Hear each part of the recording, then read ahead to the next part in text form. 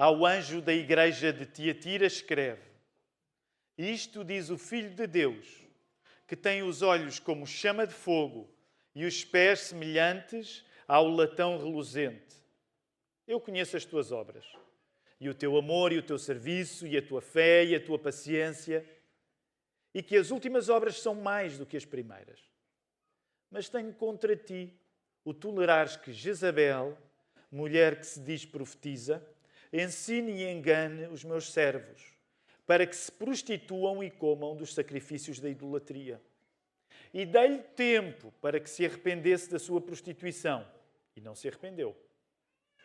Eis que a porei numa cama, e sobre os que adulteram com ela virá grande tribulação, se não se arrependerem das suas obras.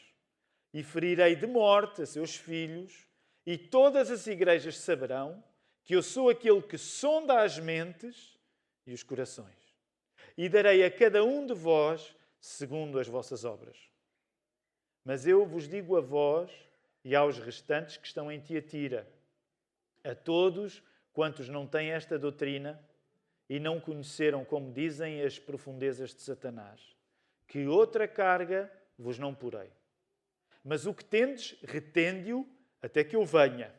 E ao que vencer e guardar até ao fim as minhas obras, eu lhe darei poder sobre as nações, e com vara de ferro as regerá. E serão quebradas como vasos de oleiro, como também recebi do meu Pai, dar-lhe-ei a estrela da manhã. Quem tem ouvidos, ouça o que o Espírito diz às igrejas. A mensagem que eu te quero pregar nesta manhã chama-se Os Olhos Ardentes de Jesus. Nós já ouvimos o texto a ser lido e Jesus foi descrito com olhos flamejantes, com olhos que ardem. E quando tu lês uma expressão destas, provavelmente é-te sugerido que por causa destes olhos nada escapa a Jesus. Aliás, o texto depois diz, não há nada que escapa a Jesus. Ele sonda as nossas mentes, ele sonda os nossos corações e pode haver uma reação da nossa parte que é de um certo desconforto com esta vigilância perfeita de Jesus. No geral, nós não gostamos de ser vigiados. E de repente, esta figura de Jesus ter uns olhos flamejantes em chama pode até ser incómoda. Jesus a vigiar-nos. Jesus a vigiar-te. Mas antes que fiques incomodado, eu quero dizer que quando é Jesus a vigiar-te, a sondar a tua mente e o teu coração, é diferente. Porquê? Porque quando tu és visto por Jesus, é apenas quando és visto por Jesus que não precisas de viver na defensiva, mas viver para ganhar. Quando nós somos vistos por Jesus, nós não precisamos de viver à defesa. Nós passamos a poder viver ao ataque para ganhar. Vamos orar. Somos uma igreja que ora muito. Uma vez mais vamos pedir ao Espírito Santo que Ele faça esta palavra acontecer no coração de cada pessoa. Obrigado, Senhor, por este domingo. Obrigado pelo grupo que já se reuniu às 9. Obrigado por este que agora se reúne às 11. Obrigado pelo testemunho do Gabriel. Senhor, obrigado pelo testemunho da Raquel. Obrigado pelo testemunho do Miguel, porque uma parte da mensagem que precisamos de ouvir esta manhã já passou por ouvir aquilo que Tu já fizeste na vida deles, e é isto que nós queremos que continue a acontecer na nossa vida, agora à medida que o texto é pregado. Que possamos continuar a viver em mudança, em transformação, em santificação, porque é assim que nós vivemos a vida que Tu planeaste para nós. Senhor, aplica isto na vida de cada pessoa. Somos muitos e diferentes uns dos outros. Há uns que podem estar mais familiarizados com a Bíblia, outros menos, mas o Teu Espírito Santo tem a capacidade de se revelar a toda e qualquer pessoa aqui reunida. E não é nada menos do que isso que nós Te pedimos no nome do nosso Senhor Jesus. Amém. Amém. Muito bem, vamos lá voltar, queridos irmãos. Começámos aqui há uns tempos este estudo no livro do Apocalipse. Esta é a igreja número... Força! Olhem para as vossas Bíblias. Igreja número 4. Quais foram as 3 anteriores? Qual foi a primeira? Primeira? Éfeso. Segunda?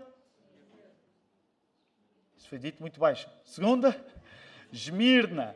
Terceira, Pérgamo. E hoje nós temos a de Tiatira.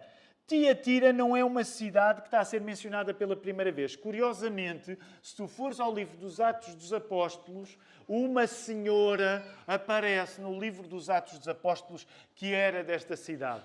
Essa senhora era Lídia. Lídia, comerciante de púrpura. Lídia era comerciante de púrpura porque, sem dúvida, Tiatira era conhecida, era uma cidade conhecida pela sua indústria de roupa. Talvez a pudéssemos comparar com Paris, com Milão, com outros centros internacionais de moda. E por causa disso, esta indústria de roupa marcava a vida em Tiatira de uma maneira que logo surgia um problema para alguns cristãos. Porque esta indústria de roupa, as pessoas que trabalhavam na roupa, tinham geralmente santos patronos, que nós diríamos que não eram santos patronos, eram divindades patronas. Portanto, aquela era uma sociedade com muitos deuses, e por ser uma sociedade com muitos deuses, acreditava em muitos deuses, não acreditava num Deus só, e por causa disso era normal as pessoas que trabalhavam na indústria de roupa terem as suas próprias divindades patronas. O que colocava os cristãos numa circunstância frágil e delicada.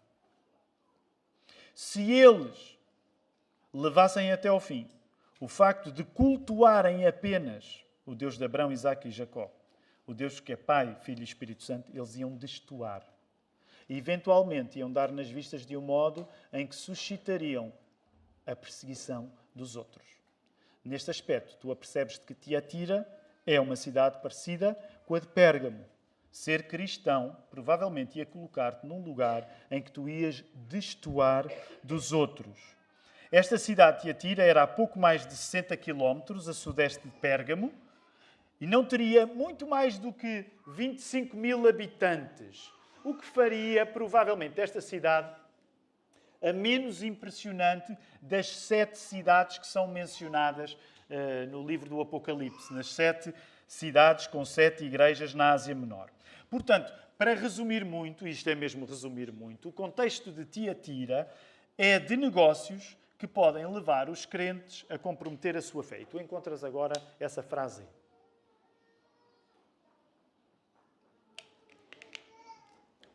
Pode haver uma tendência de nós acharmos que é hoje, no século XXI, que é difícil ser cristão. Mas hoje é tão difícil ser cristão como era difícil há 2000 anos. Por exemplo, se nós pensarmos nestas questões dos negócios, nós podemos chegar à conclusão que era difícil fazer negócios de um modo cristão há 2000 anos, como hoje ainda pode ser. E eu sei que alguns de nós, a nossa igreja é enriquecida por isso. Há pessoas na área dos negócios, nas áreas económicas. E eu gostava que tu desses alguma atenção especial também à igreja de Tiatira por causa disso. Porque podes sentir hoje dificuldades, trabalhas nesta área, para fazeres as coisas como um cristão deve fazer. Mas não julgues que estás sozinho. A realidade da Bíblia já te mostrava isso há 2000 anos. As palavras de Jesus a esta igreja começam por ser positivas. Vai até ao verso 19. Jesus diz: conheço as tuas obras, o teu amor, a tua fé, o teu serviço e a tua paciência, e sei que as últimas são mais numerosas do que as primeiras. Então, Jesus está a dizer que, de facto, esta igreja em Tiatira tem fé. Isso vê-se nas suas obras, no amor, no serviço, na fé, na paciência. Eu gosto especialmente da palavra paciência porque geralmente nós podemos olhar para a palavra paciência como uma coisa que não é ativa, como uma coisa que é passiva. Em algumas traduções tu tens perseverança, mas ser paciente também é uma obra do Espírito Santo. E Jesus começa por dizer que nestas coisas a igreja está positiva. Mas o verso 20 traz logo a questão dos problemas na igreja. Olha para o verso 20. Mas tenho contra ti que toleras Jezabel, mulher que se diz profetiza, e ela ensina e seduz meus servos a se prostituírem e a comerem das coisas sacrificadas a ídolos. Uma vez mais, se te lembrares naquilo que falámos a semana passada, é trazido um nome do Velho Testamento. Lembras-te qual foi o nome do Velho Testamento que foi trazido a semana passada para a igreja de Pérgamo? É só veres a Bíblia. Qual foi o nome do Velho Testamento que foi trazido a semana passada? Balão. Agora é trazido o nome de Jezabel, do Velho Testamento. E acaba, Jezabel, o nome dela, ao ser trazido para esta carta, acaba por estar a fazer a mesma coisa que o nome de Balão fez quando foi trazido para a igreja de Pérgamo. Maus exemplos do Velho Testamento que explicam que o mais fácil é uma igreja ruir por dentro.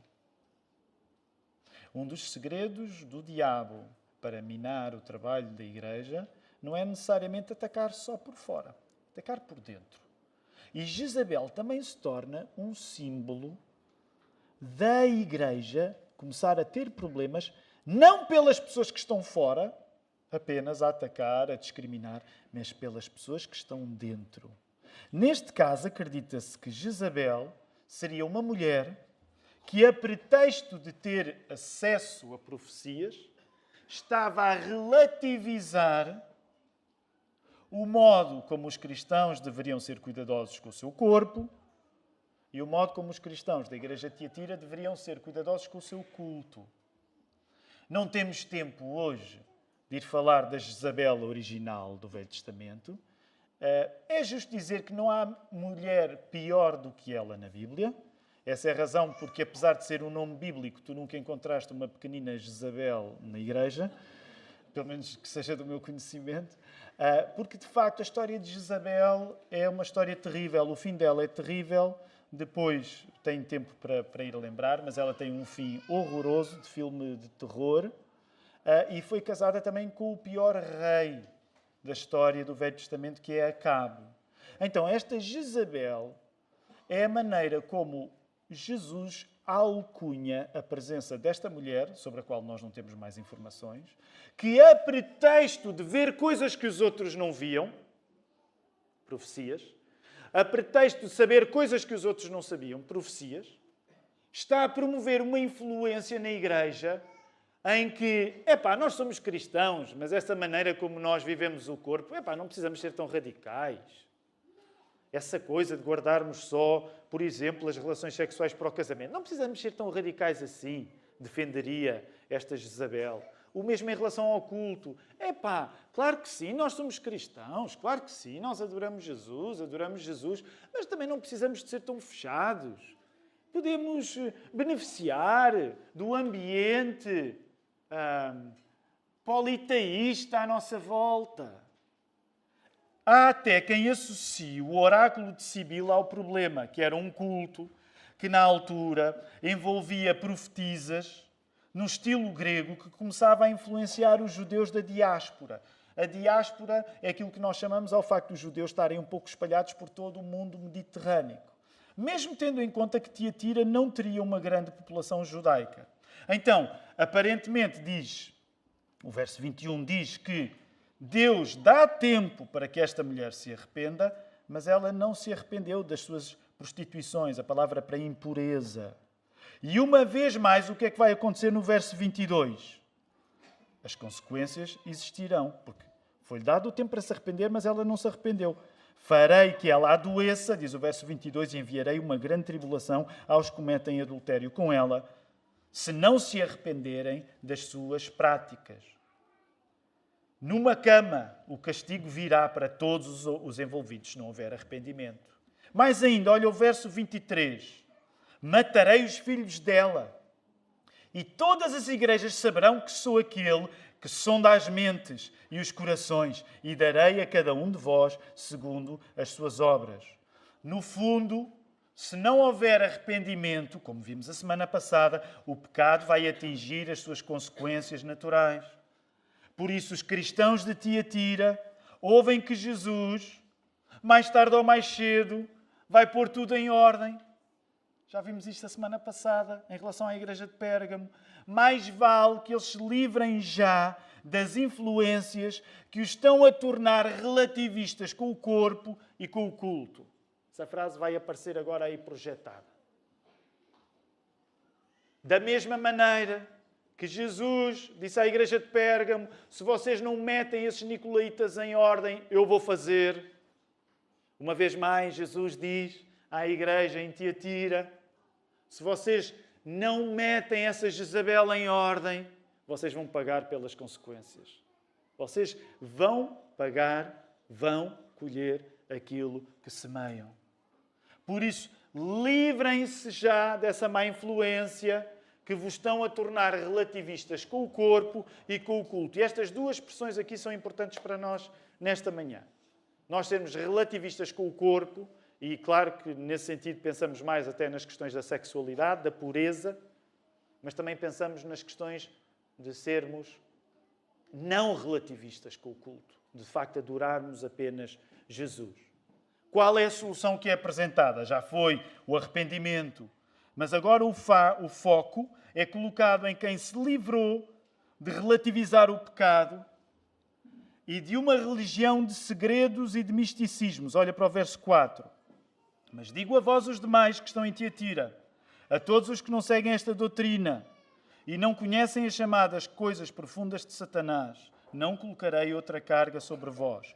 Quando vês essas coisas profundas de Satanás ou profundezas de Satanás, muitos teólogos acham que podia ser a influência de uma espécie de misticismo ou até uma espécie de gnosticismo. Que história é essa de gnosticismo?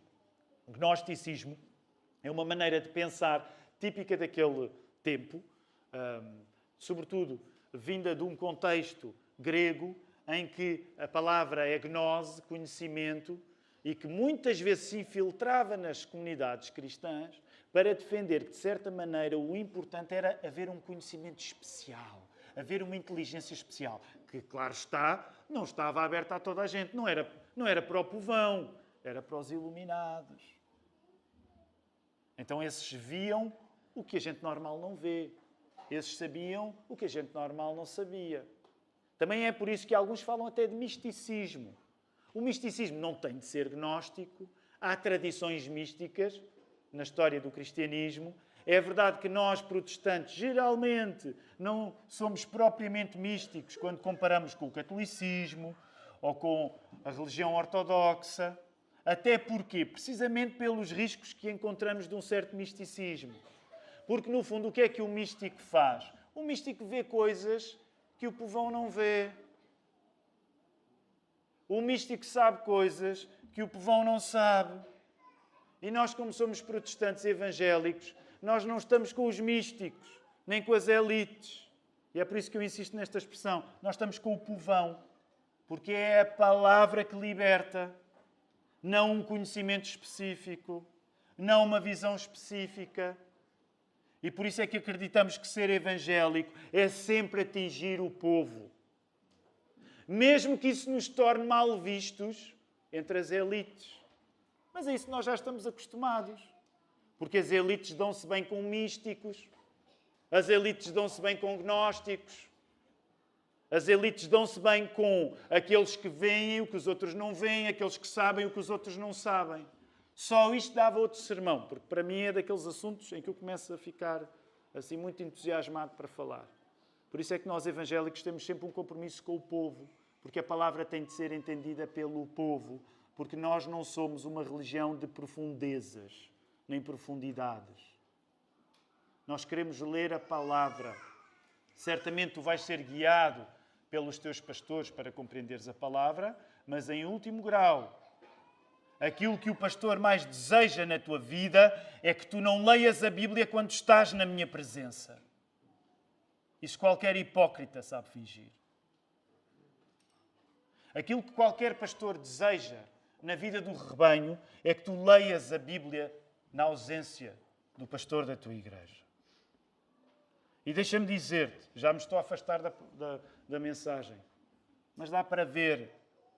Um pastor consegue ver e sentir quando a ovelha lê a Bíblia na ausência do pastor. Mas pronto, vamos voltar ao sermão, para não ficarmos assim demasiado toldados com as profundezas de Satanás. Mas provavelmente eu vou começar a usar esta expressão de cada vez que algum de vocês se armarem místico ou gnóstico, as profundezas de Satanás. Então qual é o segredo? Vamos voltar. Conservai, verso 25, o que tendes até que eu venha. Ser fiel a Jesus é permanecer neste caminho para, vencendo as dificuldades da perseguição, guardar a prática da fé. Para ter depois, de facto, um poder incrível. Primeiro, tu aguentas. Mas depois tu vais ter uma coisa incrível. Olha aí o verso 26 e 27. Ao vencedor, aquele que aguentou, aquele que não abandonou a prática das boas obras, aquele que não abandonou o amor, aquele que não abandonou a paciência. Ao vencedor e ao que continuar nas minhas obras até ao fim, darei autoridade, não é sobre a igreja. Aguentaste, vais te tornar pastor. Não. É sobre o quê? Sobre as nações. Assim como eu recebi a autoridade do meu Pai, e com o cetro de fogo, vocês vão reger as nações, quebrando-as como são quebrados os vasos do oleiro, e também lhe darei a estrela da manhã. E depois os teólogos debatem muito acerca do que é a estrela da manhã é. Poderá ser, a maior parte concorda que será Jesus, quanto símbolo, a estrela da manhã, até porque estas imagens de luz em contraste com trevas serão um assunto que vai ser intensificado à medida que o livro do Apocalipse progride.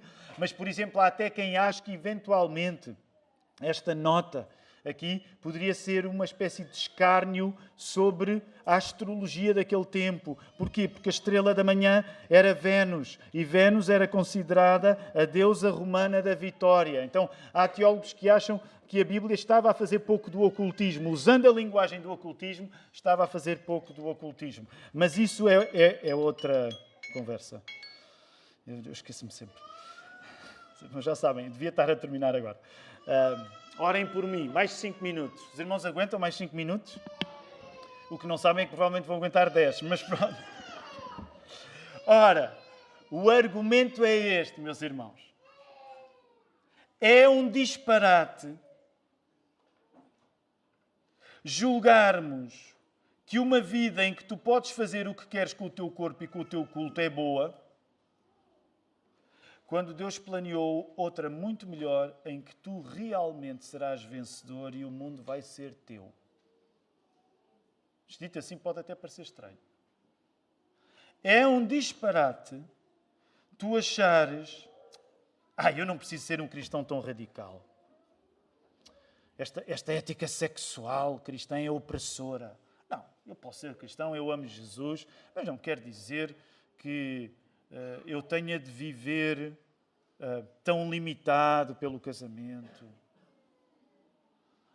Eu sou cristão, mas não quer dizer que eu não possa ir buscar outras coisas a outras religiões, boas práticas a outras religiões. Eu sou cristão, mas não quer dizer que eu precise de ser tão hiper praticante. Não. Se eu puder ser assim mais flexível com o meu corpo, eu vou viver melhor. Se eu puder ser mais flexível com o meu culto, eu vou viver melhor. O que Jesus está a dizer é que isso é um disparate. Porquê? Porque a pessoa que julga que está a viver à grande agora vai perder o melhor, que é estar na posição de, por ter sido fiel até ao fim, realmente ter poder sobre o mundo. Encontras essa expressão, essa frase agora aqui.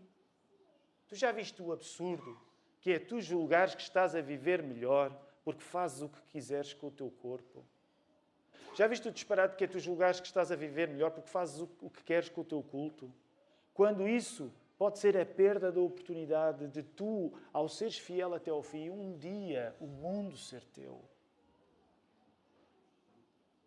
Não é porque mereces que o mundo seja teu. É porque o mundo é de Jesus, a estrela da manhã, e Ele dá a sua criação, Ele partilha a sua criação com aqueles que se mantiveram fiéis até ao fim. É isso que o texto está a dizer. Por isso, no final desta mensagem, eu quero enfatizar duas coisas do corpo. Uma está no verso 18 e outra está no verso 29. E vou perguntar à igreja, o que é que acham que é? Uma está no verso 18, uma coisa do corpo que eu quero enfatizar, e outra coisa do corpo que eu quero enfatizar no verso 29. A igreja já me conhece, portanto, provavelmente até já começa a pensar, o que é que eu quero enfatizar do corpo que aparece aí no verso 18? Olhos. O que é que eu quero enfatizar do corpo que aparece aí no verso 29?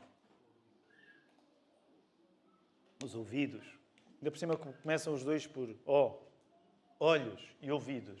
Neste caso, nos olhos, voltamos ao início, ao título do sermão, que é os olhos de Jesus que estão em chamas. Portanto, vamos terminar onde começámos. os olhos de Jesus em chamas. E no verso 29, os nossos ouvidos abertos para o Espírito. O que eu quero dizer é que não é possível a pessoa ter os ouvidos abertos para o Espírito Santo sem aceitar os olhos em chamas de Jesus na sua própria vida. No geral, quando nós vemos pessoas desenhadas, eventualmente no cinema, com olhos em chamas, essa imagem pode parecer até convocar alguma agressividade. Mas o que eu gostava que tu pensasses é que, de facto, Jesus vê-nos como nós não nos vemos a nós próprios. Jesus vê-nos como nós não nos vemos a nós próprios. E também é isso que ajuda a compreender as chamas no seu próprio olhar. Em vez disso representar um perigo para nós, torna-se um privilégio. Em vez de tu precisares de te sentires ameaçado com o facto de Jesus ter olhos em chamas e saber coisas acerca de ti que nem tu próprio sabes, isso não precisa de ser um problema na tua vida. É suposto isso ser um privilégio. Porque quando Jesus tem estes olhos em chamas e é capaz, como diz o verso 23, de ser aquele que sonda as mentes e os corações, tu precisas de deixar de fingir aquilo que não és. É mais fácil a pessoa ser hipócrita quando não acredita que Deus vê tudo. Sabes, eu sei, muitos de nós, em tese, acreditamos que Deus vê tudo. E muitas vezes caímos no pecado da hipocrisia, não nos apercebendo que no momento em que fingimos ser uma coisa que não vemos, é como se estivesse... No momento em que fingimos ser uma coisa que não somos, é como se achássemos que Jesus não tinha, assim, olhos tão abertos para a nossa vida. Por isso, uma das coisas que eu gostava de dizer é que Jesus ter os olhos em chamas não te deve incomodar, mas deve ser uma libertação para ti. Como é que tu vives isso na prática? Precisamente não fingindo ser aquilo que não és. Como é que vives isso ainda mais na prática? Na comunidade de Jesus não faz qualquer tipo de sentido que as pessoas, os crentes, vivam de fingimentos. Uma vez mais, é por isso que te vou falar na importância da confissão dos pecados.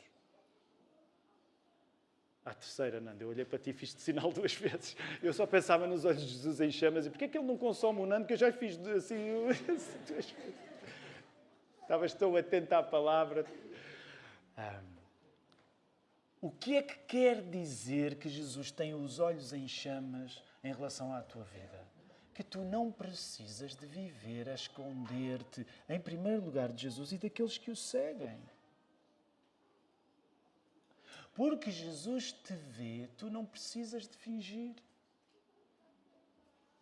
Ao mesmo tempo, quando tu assumes aquilo que o Espírito Santo te mostra, estando tu diante dos olhos de Jesus, tu finalmente começas a ouvir o Espírito Santo.